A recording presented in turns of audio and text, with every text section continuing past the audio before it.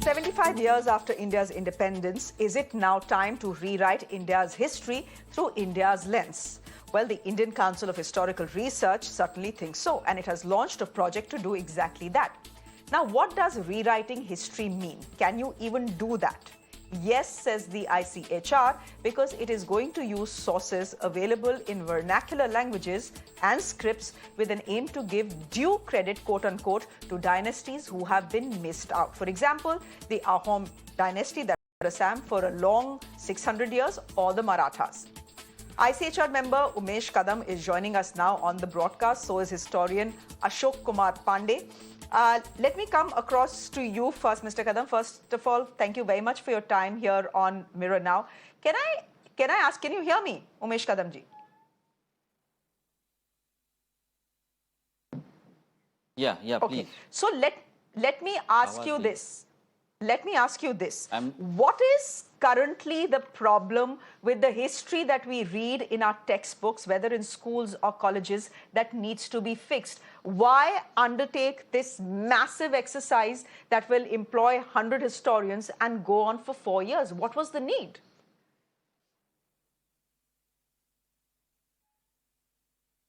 Yes, this is a very important question which has been posed over here. Yeah, can you hear me? Absolutely. Please go ahead. No. Yes. So, rewriting history is a continuous process. Earlier, the comprehensive history of India was been written by R.C. Mujumdar in a series of 11 volumes. And these volumes were being sidelined in the last 65 years.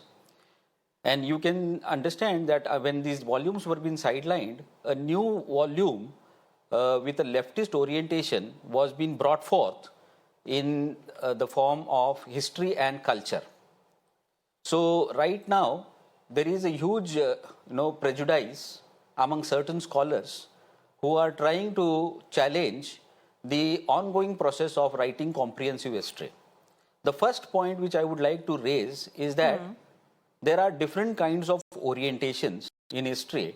The one which is an Anglicist empiricist, the other is a Marxist, and then we do have certain understanding of history through professional historians. But the major chunk of history which has been given to this country, which has been coming into the form of reference books in colleges, and if you can understand it through the NCRT textbooks, you will be able to see very clearly that is a set agenda of promoting a very Eurocentric, a very colonial, a very Marxist, and a very North-centric kind of an history to say that it is the history of India. The British people, the colonialists, they tried to understand history within their understanding of the Rankian school of no document, no history. But India has its own tradition since its ancient times, which is known as the tradition of Itihas. And within Itihas, we try to understand all the 64 kalas. So within Indian history, in the Itihas tradition, we try to understand gender, environment, we try to understand culture, and we try to understand literature, poetry, everything which is a part of human being. It is not about understanding man and what man has done to man himself, but it is also about understanding man as one of the species amongst all the existing forces. And this is historical tradition which is there within our different kinds of literatures, whether these literatures which have been said to be very religious and spiritual literatures, they don't seem to be so, because if I give you an example of the Bhakti movement within has been understood as a very spiritual and a religious movement rather than understanding it as an intellectual revolution for the masses. The Bhakti movement created dynamism within the people and made them to understand and connect with each other from the length and breadth of this country. So if you see these textbooks, a very less portion of certain kinds of histories like the Bhakti movement, and if you try to understand, if you try to evaluate the medieval component of the textbooks as well as the reference books, you will not find, when most of the historians agree on a point that the 8th to 18th century is the medieval history of India, but they only try to emphasize on the 14th to 18th century histories of India, where the history of sultans and Mughals is being emphasized upon. But if I would like to say, Correct. if you try to understand the history of the 8th to 14th century, you miss out a large portion of many dynasties, like the Kadamba dynasty, like the Chera dynasty, like the Yadavas, Hoysalas, Kaktiyas, like the Palas. All these dynasties have been completely sidelined, and their histories are not being focused, where these dynasties were trying to promote and empower the citizens and the subjects. So if you see, even when you come to the 17th, 18th century history of India, the 17th and 18th century history, Indian history, which has been brought into books known as debates in Indian history, you will not find a single word within that 18th century debate. The history of the Marathas is been given emphasis only on 8 times within the whole book. Whereas from the 17th and 18th century history of the Marathas forms to be the history of India. Right from Attak to Katak, it is the Marathas who are taking control of the country and who are trying to bring in prosperity into the country.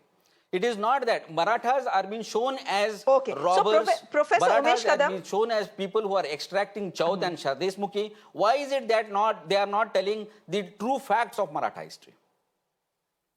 Yeah. Okay, so Professor Kadam, this is the argument you are giving me.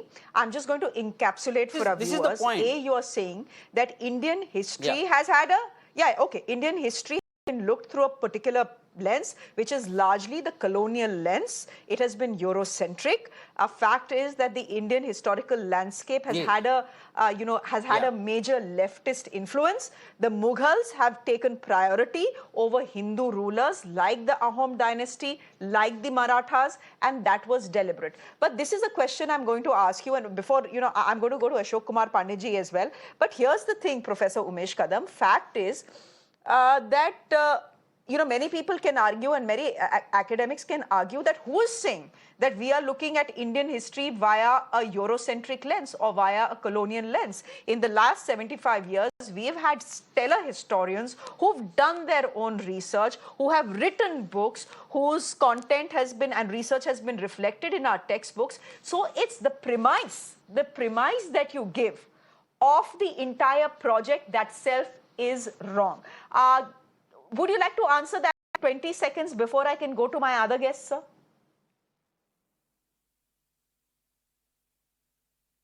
Yes, madam, the premise which I am trying to put my foot upon is that we have not studied the vernacular sources. We have not been able to get upon all the sources written in Indian languages. All these Indian languages sources have been sidetracked within the ambit of the existing archives and libraries, which are a creation of the colonial mind. And that is why ICHR is also working on one very important project of creating a digital library of vernacular sources for Indian history and culture. Likewise, we have identified more than 150 such institutions, which are private institutions, which are able to provide us all historical material in Pandulipis, like the Ahoms. If I bring in Ahoms, then there are documents in Buranjis which have not been taken at large.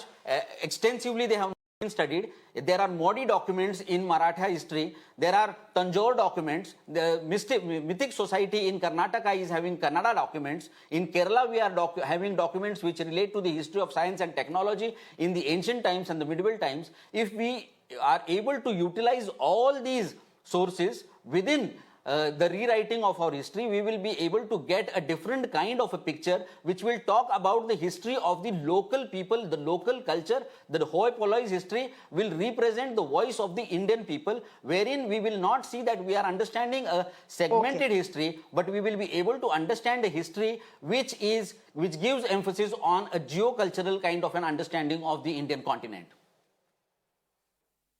Thank you. Okay. Ashok Kumar Pandey ji, what is the problem? Do stay on with us, Professor Umesh Kadam.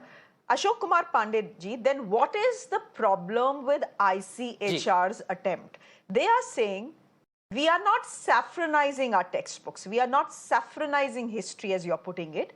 We are just Indianizing it. That undue importance has been given to Muslim rulers, to Mughals, to the Sultanate period. But what about history that happened south of India? Dravidian history has been ignored, history of the Northeast has been ignored, history of the West has been ignored. It's time to correct those wrongs and put emphasis on dynasties, rulers, heroes who have been so far ignored by our textbooks. What's the problem with that? Look, there are two things. First, let me give you two examples. First, from Kashmir. The most original source is said to be Raj Tarangini by Kalhan. And let me inform you that Raj Tarangini by Kalhan was translated in English, and its foreword was written by Jawaharlal Nehru, and it was published by Sahitya Academy, I think 1951 or 1952, I don't remember. The second thing is Ahom.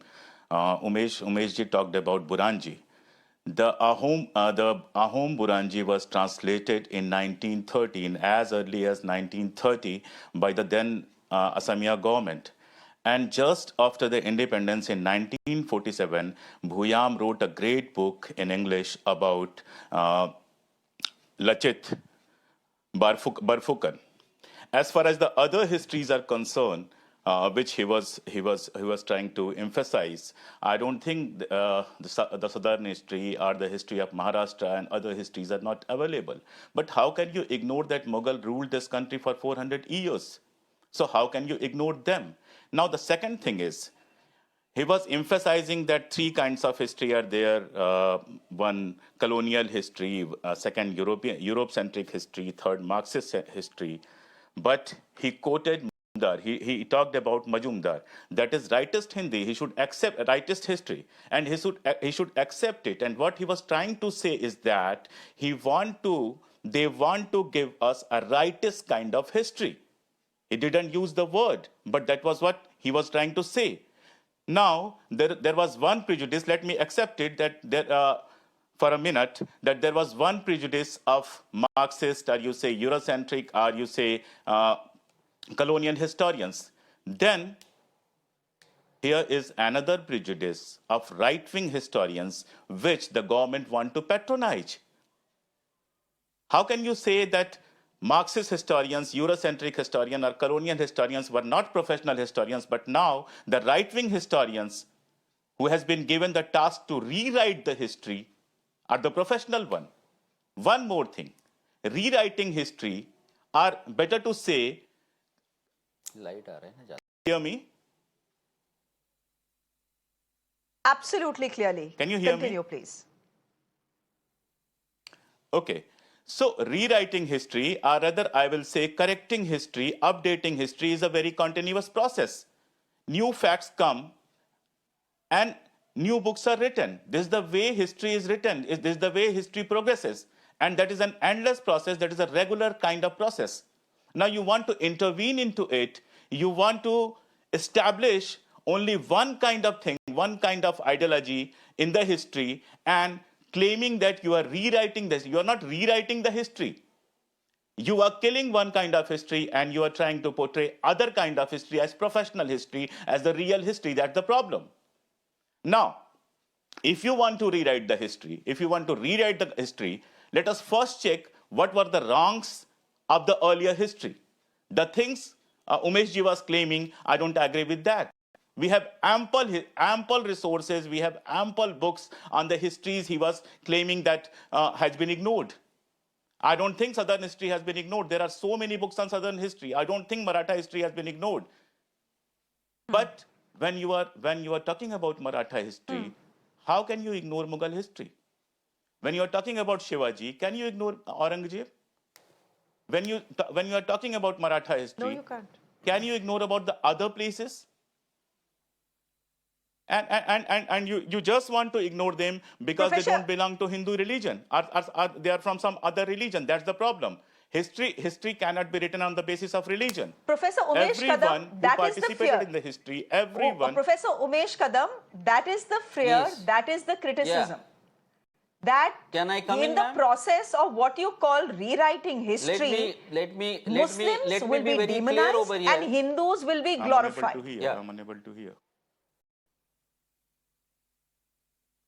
Yeah, I have not made a claim that I am going to write a I am not making a claim as what Professor Ashok Pandeyji is trying to put his words into my mouth, that we are trying or proposing to write a rightist kind of a history, or we are trying to make corrections to history, or we are trying to make a kind of an statement in history where we want to be a Hindu kind of an history.